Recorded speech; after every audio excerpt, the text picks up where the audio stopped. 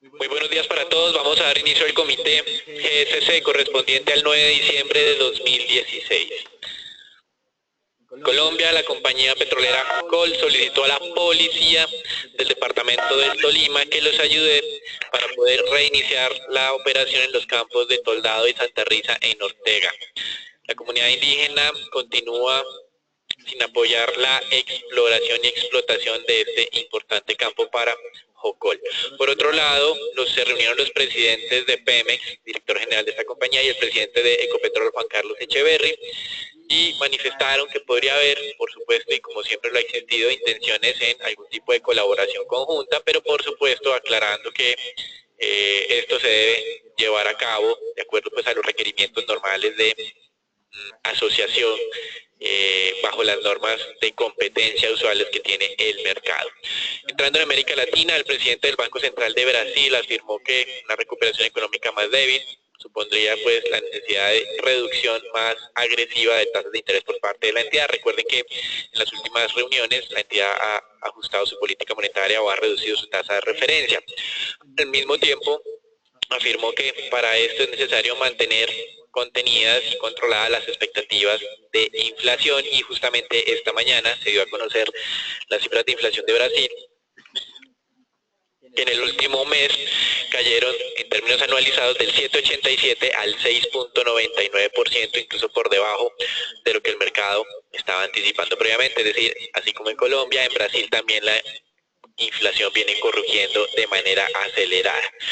Y por otro lado, en el tema de regulación financiera en Brasil, principal actor de este mercado decidió sancionar a bancos internacionales por manipulación del mercado cambiario. Entre los sancionados están Barclays, Citicorp, Deutsche Bank, HSBC y JP Morgan. Sin embargo, la sanción en términos de dólares es una sanción pues relativamente pequeña, de 54 millones de dólares. Con relación a los Estados Unidos, llama la atención la nominación del próximo secretario de Trabajo en los Estados Unidos, quien es un declarado opositor a los incrementos del salario mínimo. Vamos a ver qué va a suceder. Pues este incremento del salario mínimo era una de las principales puntos de campaña de Donald Trump. Con relación a Europa, el mercado está tratando aún de asimilar si la decisión ayer del Banco Central Europeo de ampliar el programa de compras de títulos hasta finalizar el año 2017, pero al mismo tiempo reducir el monto de adquisiciones mensuales, ¿es un tapering o no es un tapering? Entonces esto, digamos, es bien llamativo, teniendo en cuenta pues las especulaciones que estaban prevaleciendo hasta el día miércoles, donde solo se hablaba de la extensión del programa de compra. Hemos estado analizando qué ha sucedido con las tasas de los títulos de referencia en Europa, y aunque inicialmente se beneficiaron por la extensión, el día de hoy está en los mismos niveles de negociación del miércoles pasado. Con relación pues a lo que es la capitalización de las entidades financieras italianas, se ha especulado de que el fondo o el mecanismo de estabilización europeo le giraría al gobierno italiano cerca de 15 billones de euros para hacer recapitalización de entidades. Entiéndase bien que no se está mencionando de manera específica una entidad, sino se está hablando de las entidades bancarias italianas. Por otro lado, se había conocido que el Monte dei Paschi, este importante banco, el banco pues digamos más antiguo del mundo, le había solicitado al gobierno y más bien a la comisión encargada de estos estudios dentro del Banco Central Europeo, de darle hasta mediados de enero para continuar implementando su plan de recapitalización. Pues se ha conocido el día de hoy que ese comité bancario ha rechazado esta solicitud y nuevamente las acciones de esta entidad financiera se están desplomando. Con relación a temas de calificación crediticia, Moody's decidió poner en perspectiva negativa la calificación italiana, que actualmente es de Baa2, esto es equivalente a un triple B, es la misma calificación que tiene Colombia actualmente. Las razones para hacer esto por parte de Moody's es obviamente esas reformas estructurales que son de difícil aprobación, teniendo en cuenta esa inestabilidad política en Italia. De hecho, el miércoles pasado se conocía que en los últimos 70 años Italia ha tenido 63 administraciones diferentes. Esto es simplemente un llamado de atención pues, a esa fragilidad política de este país y a la dificultad de aprobación de reformas estructurales necesarias, así como también del alto nivel de endeudamiento. Italia es la tercera economía del mundo más endeudada por medida pues por el tamaño de la economía. Entonces, en este momento los partidos políticos se van a preparar para unas elecciones anticipadas, teniendo en cuenta que ya el día de ayer y de manera oficial, el que era primer ministro hasta el domingo pasado, día del referéndum, pues ya oficializó su renuncia. Con relación a Europa y entrando a este tema del Brexit, se ha filtrado a la prensa que el Consejo de Ministros del Reino Unido aprobó invocar el artículo 50 antes del 31 de marzo de 2017, a pesar de que están a la espera de una decisión de la Corte Suprema sobre si es necesario o no contar con el aval previo del Parlamento. Recuerden que hace un par de meses un grupo de abogados que estaban haciendo el estudio sobre esta iniciativa conceptó que sí era digamos, una necesidad desde el punto de vista legal de que el Parlamento dé vía libre, y para eso seguramente el Parlamento iba a solicitar pues que el gobierno le planteara cuál es su plan de negociación. Y con relación a esto, el martes pasado había una expectativa de que no fuera un hard Brexit, sino fuera un grey exit, algo así como entre una negociación amigable y una negociación fuerte, estuviera como un punto intermedio, por especulaciones de que el Reino Unido podría mantener ciertas concesiones para de una u otra manera tener acceso al mercado único europeo. Sin embargo, hoy en la madrugada, David Davis, quien es ministro actual y uno de los líderes de la campaña del Brexit, afirmó que no está dispuesto a tener un periodo de transición con las mismas condiciones que se tienen actualmente. Y esta solicitud de tener ese periodo de transición la habían realizado diferentes presidentes de compañías británicas que tienen acceso al mercado de la Unión Europea. Entonces es interesante ver aquí cómo todavía hay un poco de incertidumbre acerca de cuál va a ser efectivamente el plan de negociación que va a tener la primera ministra Theresa May, teniendo en cuenta que la especulación de que iba a ser un great Brexit iba o había generado valorizaciones de la libra esterlina. Y por otro lado, ya una noticia no tan importante, pero sí de largo plazo, donde se tiene que hacer vigilancia, tiene que ver con las exportaciones alemanas, se está identificando una debilidad adicional, y con base en esto pues será aún más importante lo que es el consumo interno alemán, que históricamente no se ha caracterizado por ser abundante, sino ser más bien ahorradores. Vamos a dar una noticia sobre Corea del Sur, nunca lo hacemos, teniendo en cuenta pues la implicancia que tienen esas noticias sobre lo que son las economías de América Latina, pero en esta ocasión es relevante tener en cuenta la decisión del Parlamento que votó a favor de suspender por el momento temporalmente a la presidenta del país, quien se vio involucrada en un escándalo de corrupción por tratar de beneficiar a algunos miembros cercanos del gobierno con decisiones pues corporativas. Y desde este punto de vista pues es llamada atención de que algunas cosas funcionan de mejor manera en países con un mayor desarrollo económico y que actúan de manera, digamos, un poco más decidida. Este escándalo estalló solo hace algún par de semanas y pues el Parlamento, teniendo en cuenta pues esas protestas masivas de millones de ciudadanos ante este evento de corrupción, tomó la decisión de manera rápida. En este momento la Corte Constitucional coreana va a tomar la decisión de si efectivamente esa suspensión sería permanente o no. Tengan en cuenta que en América Latina, en Brasil, sucedió un caso parecido, pero tomó varios meses para tomar esta decisión. Aquí estamos hablando de solo términos de semanas. Con relación a China, varios anuncios de relevancia. El día de hoy se está destacando un importante incremento de las importaciones, todo tipo de importaciones, incluyendo las de petróleo, creciendo 6.7% en términos agregados frente al año anterior. El mercado estaba esperando un descenso de las importaciones, entonces esto muestra o es un indicador adicional de la fortaleza o el fortalecimiento económico chino de los últimos meses. También interesante ver un crecimiento de las exportaciones, aunque nosotros lo leemos más bien como una neutralidad, crecimiento del 0.1%, frente a una expectativa también que tenía el mercado de una contracción del 5%, es decir que en esta ocasión las cifras de comercio exterior China sorprendieron al alza. Y en el tema de petróleo, pues el crecimiento es más notable, 18% de crecimiento en las importaciones de petróleo. Con relación también a temas de como de demanda y de oferta, interesante ver la evolución de los precios al productor y al consumidor.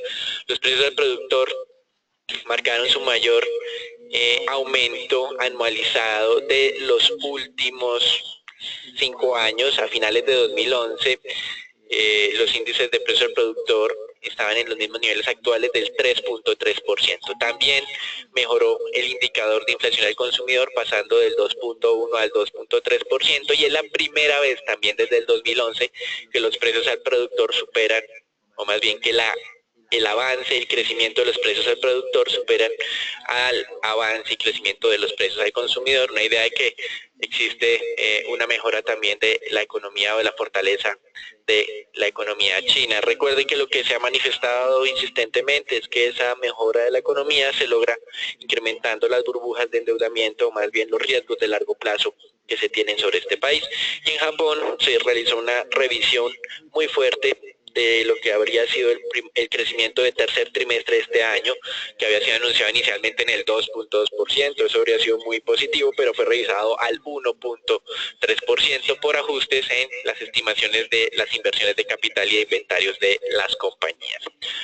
Para hoy tiene la expectativa de publicación de el índice de confianza que calcula la Universidad de Michigan, la confirmación de que hubo una variación favorable durante el mes de diciembre, ya la primera lectura teniendo en cuenta pues el efecto que tendrían las elecciones presidenciales. Sin embargo, de manera histórica, diferentes analistas han concluido que posterior a las elecciones presidenciales siempre hay un resurgimiento positivo de las expectativas de los consumidores, por lo que es importante mantener la visión un poco más de mediano plazo y esperar las lecturas de lo que son enero, febrero y marzo del próximo año para confirmar o no que ese impacto es diferente en esta ocasión a otros eventos. Y con relación a Colombia, estamos muy a la expectativa de las minutas del Banco de la República, que serán publicadas hacia la 1 de la tarde. Nuestro interés es conocer las posturas de los diferentes miembros del Banco de la República para evaluar la probabilidad de reducción de tasa en esta ocasión, que es el 16 de diciembre o no.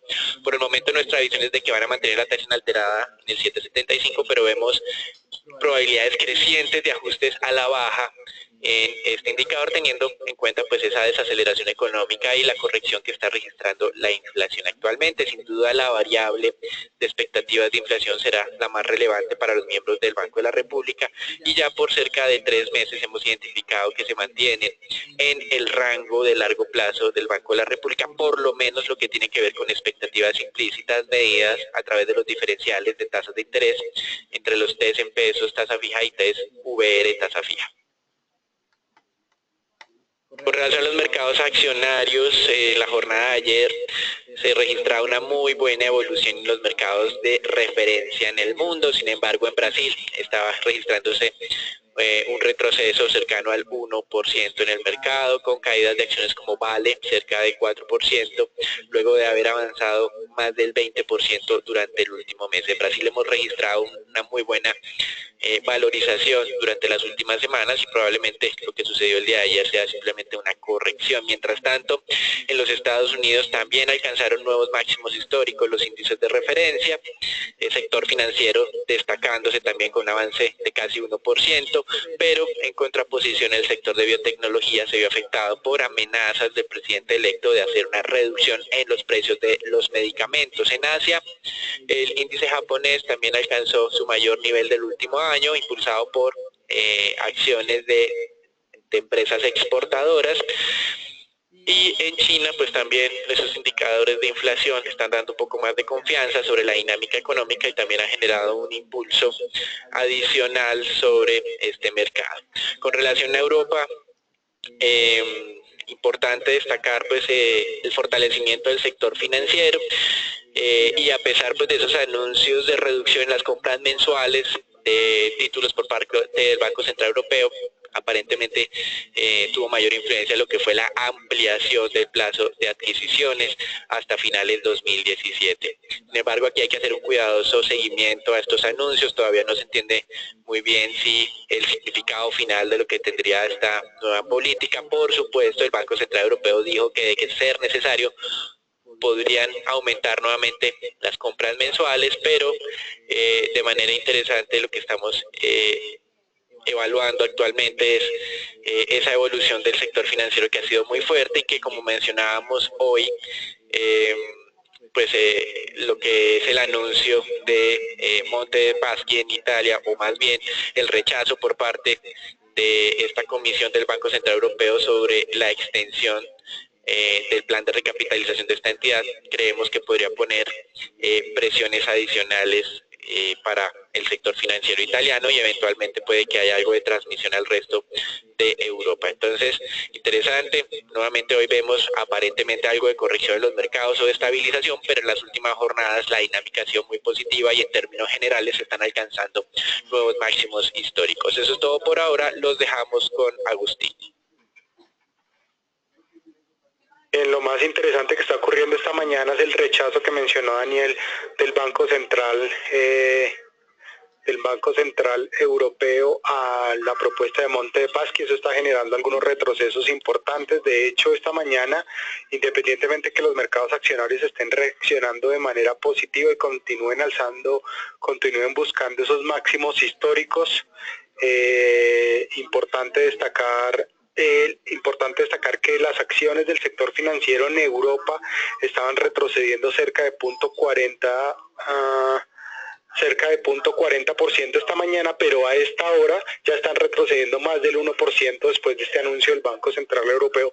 Obviamente se unen esta sorpresiva reducción del programa de compras de 80.000 a 60.000 millones de dólares por parte del Banco Central para estos bonos hasta el mes de marzo, y a esta noticia pues se le suma el rechazo que realizó hace unos pocos minutos el Banco Central Europeo a esa propuesta de extensión por parte de Monte dei Paschi. Entonces, lo cierto es que independientemente que continuemos viendo un tono positivo en el mercado accionario, en lo que tiene que ver con el sector financiero europeo, retoman los temores nuevamente los inversionistas, obviamente, de qué va a pasar hacia adelante con esas posiciones que se habían tomado para apostarle al mercado de bonos, qué va a pasar con los préstamos que estaban empezando a comprometer algunas entidades financieras y cómo va a impactar este cambio a los resultados de las entidades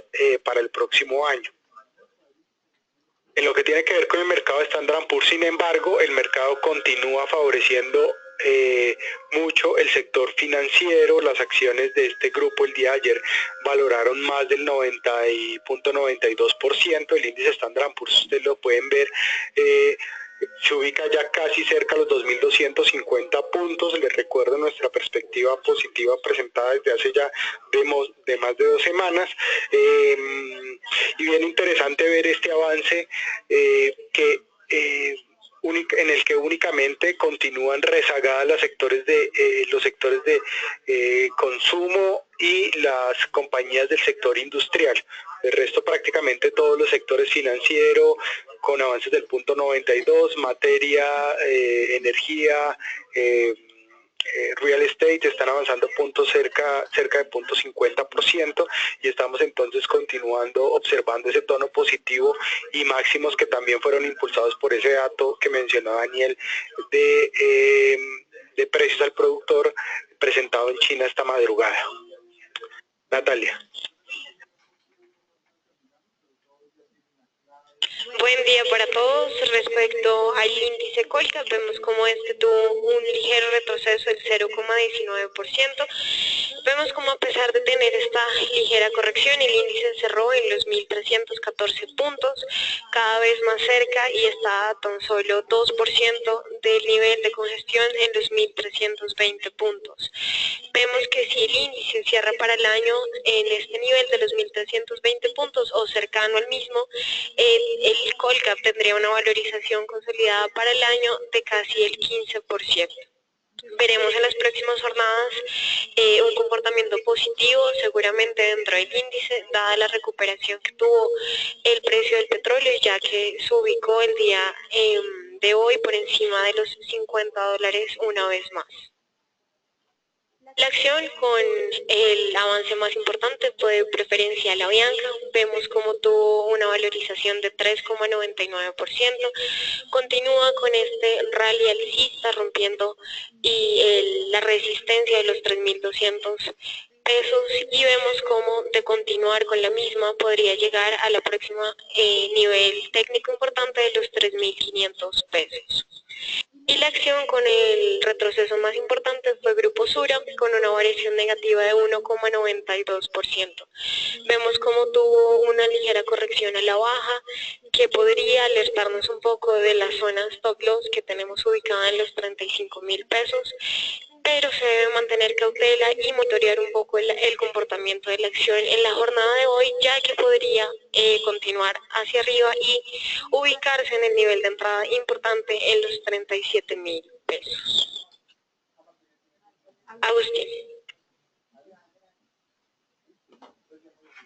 Bien, importante destacar que New York Times publicó una noticia importante en lo que tiene que ver con la oportunidad que habíamos mencionado en lo que tiene que ver con los bonos de Avianca y la compañía Avianca.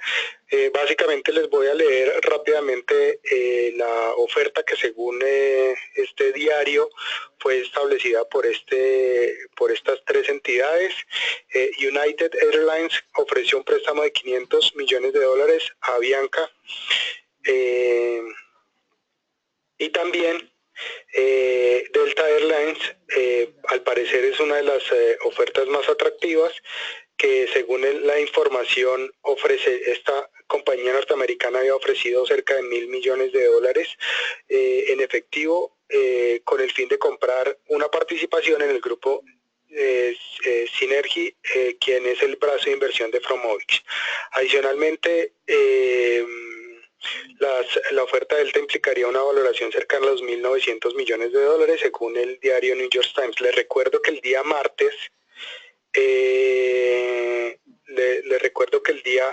martes pasado esa información la habíamos compartido en el comité de inversiones. Lo más relevante es observar cómo ya el precio de los bonos empieza a comportarse de la manera en la que habíamos mencionado. Recuerdo ese rezago que estaba presentando sobre las acciones, y entonces esta mañana estábamos viendo que los bonos de Avianca estaban ya con precios en bid por encima del 101, y las ofertas estaban más o menos a 101.5, un jump, pues ya varias características importantes, un precio bien cerrado entre el bid y el offer, y empezamos a ver algo de movilidad en estos bonos que venían siendo algo ilíquidos durante los últimos meses, obviamente por tantas noticias. Que es importante tener presente que para los inversionistas que han tomado posiciones en estos bonos y en los bonos también en pesos de esta compañía, es interesante obviamente apostarle de alguna manera o en algún porcentaje en sus portafolios al día martes para tomar algo de utilidad después de las ofertas, si llegan a salir alguna noticia definitiva. Y les recuerdo que estos bonos estaban negociando en tasas de retorno superiores al 13% hace un par de meses en dólares, y eso estaría entonces generando alguna toma de utilidades parciales en esta época por arriba de par para algunos inversionistas. Es claro que los más especuladores podrían apostarle a valoraciones más fuertes, pero les recuerdo que la tasa de retorno actualmente ya se encuentra cerca del 7%, y que desde nuestro punto de vista el precio justo debería ubicarse sobre niveles de 102, 104 si se llegara a materializar alguna de las ofertas que he mencionado anteriormente y que ya se habían mencionado, como lo recuerdo, en el comité del día martes.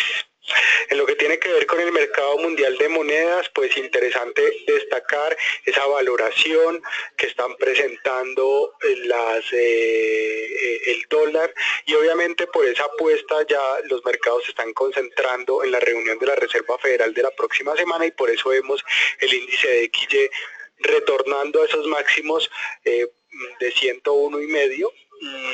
donde lo más interesante es ver cómo prácticamente todas las otras monedas estaban perdiendo. Ustedes pueden ver en el mapa solamente Rusia de color verde, obviamente animada por esa valoración en el precio de los commodities. Para Colombia, de manera particular, pues el peso colombiano había alcanzado la zona soporte de los 3.000 pesos, una zona psicológica bien importante. El día de hoy, en línea con lo que estaba ocurriendo con el resto de monedas a nivel mundial, deberíamos ver un retroceso, incluso no descartamos un ataque a esa zona de resistencia 3.010, 3.020, un mercado que por tratarse de este intermedio festivo, obviamente tendrá un bajo volumen de operaciones, pero muy a la expectativa de lo que ocurra en la reunión de mañana que se llevará a cabo en Viena de los países miembros no OPEP, donde les recuerdo que Colombia no ha confirmado su participación. En lo que tiene que ver con el mercado mundial de petróleo, importante destacar aquí cómo el mercado continúa respetando esa zona de resistencia aún de los $52 el barril para el precio. Lo importante aquí es ver cómo ya se están realizando apuestas sobre la reunión que se llevará a cabo mañana. El exsecretario general de la OPEP habría mencionado que es muy importante que los países no miembros llegaran a un acuerdo de reducción de cerca de 600.000 barriles de crudo. Eso es más o menos el 50% de lo que se han comprometido los países miembros de la OPEP.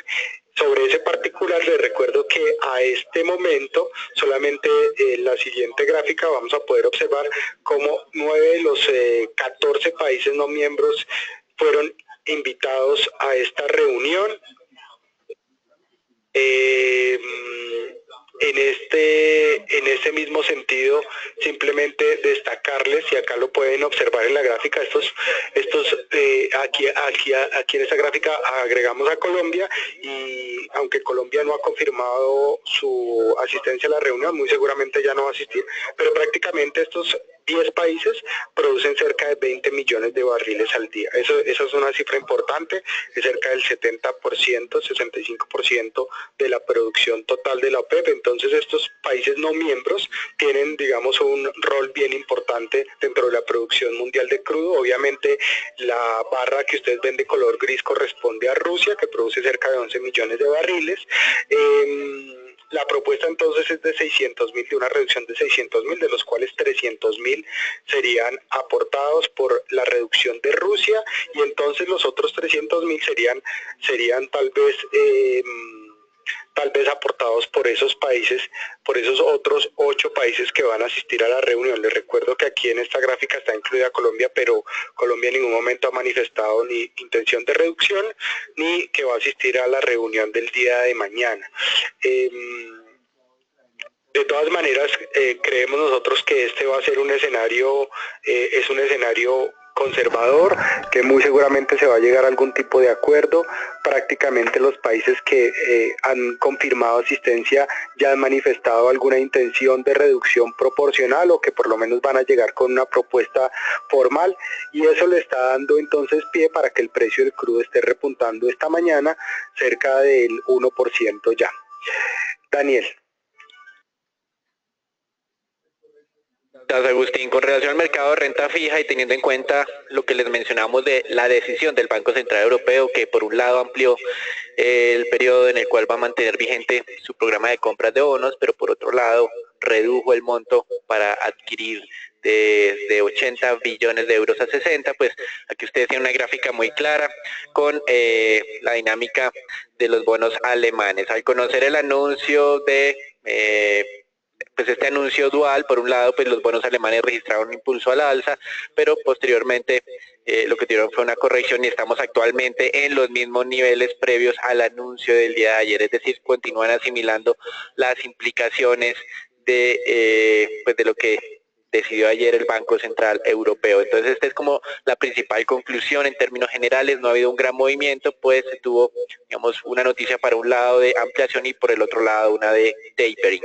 Con relación pues a los bonos En los Estados Unidos las tasas se mantienen como en ese nivel de las últimas semanas, cercanos al 2.40%, algo que ya había mencionado previamente a Agustín.